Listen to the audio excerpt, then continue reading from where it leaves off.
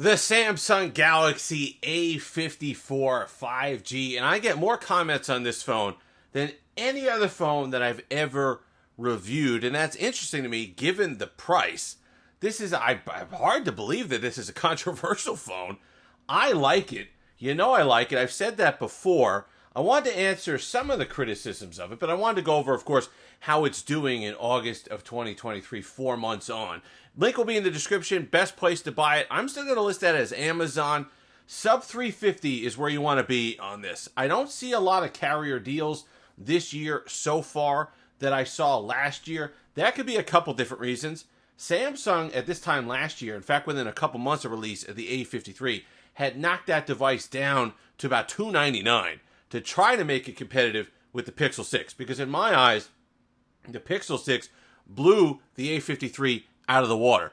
That's not the case this year. So they're holding a little bit more firm with their pricing this year on the A54 because I think they know they have a slightly better product. It's a nicer design. The performance is better. The screen, while it was still good on the A53, is better. And the cameras are better this year on the A54. So while I don't think you should be going to the Samsung site and paying $450, I still don't think that's a great price for this. I think you should look elsewhere for that. Sub 350, this becomes hard to beat. And that's where I get confused as to how people can hate this device so much when the price basically 3 weeks after it was released was, you could find it pretty much everywhere, Walmart, Amazon, for $350 and under, and it's pretty much held there for the past 4 months. How many boxes do you have to check of quality between performance and display and all the rest of it to get to a $350 price point, to justify that in your mind?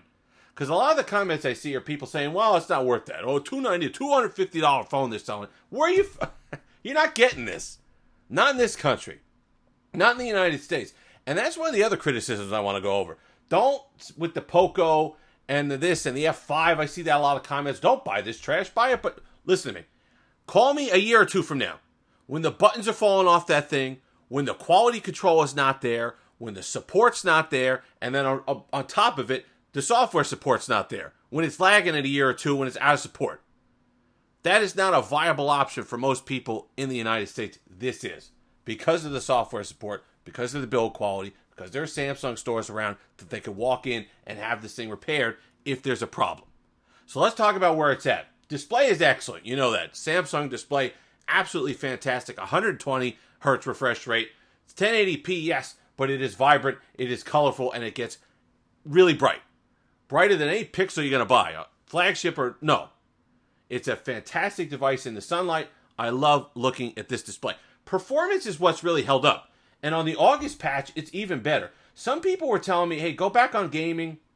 Because originally, I did my Android Police review for this device. I did my initial reviews. I said, you know what? It's good for a lot of stuff, but gaming is perhaps where you want to stay away. That's not necessarily true. I don't know if it was the August update. I don't know if it's the optimizations they've made. But I was on Asphalt 9. I was on Call of Duty. No problems. I was able to get medium settings at high frame rates and not have any drops. Asphalt 9, I was zooming around without any drops whatsoever. No issues. Genshin runs like Genshin on any device you're going to put it on. This is not a Genshin device, I don't think. It'll run okay. But the other games, the high graphic intensive games, were running just fine. So that's something that I was surprised by this device, especially given the price point. Battery life is good. 6.5 hours, depending on the brightness that you keep the display at and what you're doing, the split between Wi-Fi and 5G. But I love that I'm able to get over 6. Like I said, that's my benchmark for a phone. Get me over 6 hours of screen on time. We'll talk about the rest. This one does that for me, gets me over that mark. Camera's okay. I'll throw up 1 or 2 shots that I've taken the last couple of days on the August update.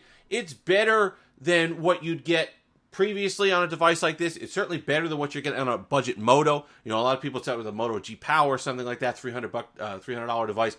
It's better than that experience you're going to get. Plus, the build quality is better than on a device like that. The screen's better than on a device like that, cheaper Moto. So that's fine. Obviously, when you get into pictures and cameras and stuff like that, you're not going to compete with the Pixel 7a. That's where you're going to lose. But you're not spending that kind of money either. You're at a different price point. You're $100 less. Because while the A54 has not dropped as much as it had last year, the A53, The Pixel 7a certainly hasn't. The Pixel 7a was fighting around the $350, $299, Pixel 6a rather, was fighting around that $300, $350 range last year at this time. Not the case, or a couple months after its release.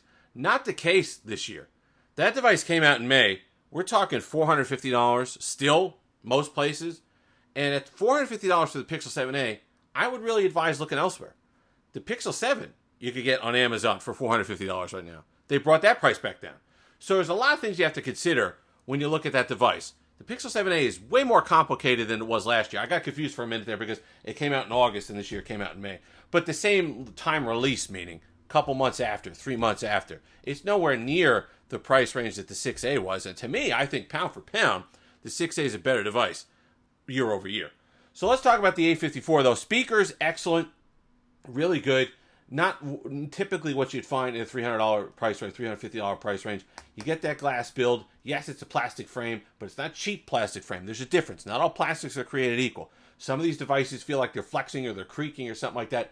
Not the case on this. This is a solid plastic frame. It feels good in the hand. I've had no complaints about that. So and then you get that glass, which some people, put a case on it if you're concerned. I think it makes it look premium. I love the flat front and back, bringing it in line with the S-series devices, the S23 and S23 Plus. I like that design on the S23. I love a flat display, so this is something that you're going to get. Don't talk to me about the bezel. Don't talk to me about it. You look at the screen. You don't have to worry about the bezels on the device. The one thing that sets this apart, even more so from other budget devices, is the software. Okay?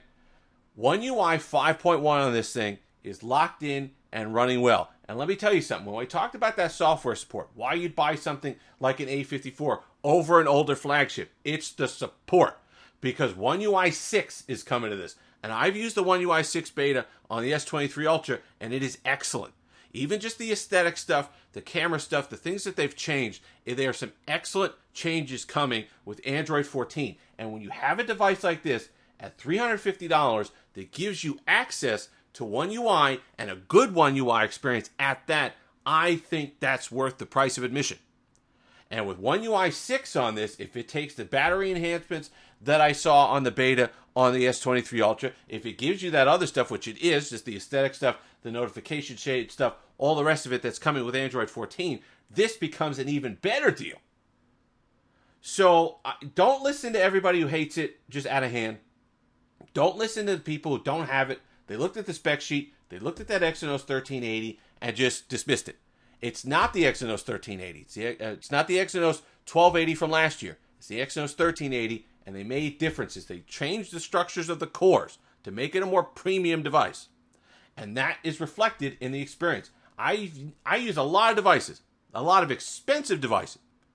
And when I switch to this and use it for 2 to 3 days straight, I do not get frustrated like I did last year with the A53. I do not want to throw this against the wall. The performance keeps me engaged. I never get taken out of the experience. I never stop there and wonder and say, man, I wish this weren't performing like this. I wish this were faster. I don't get that.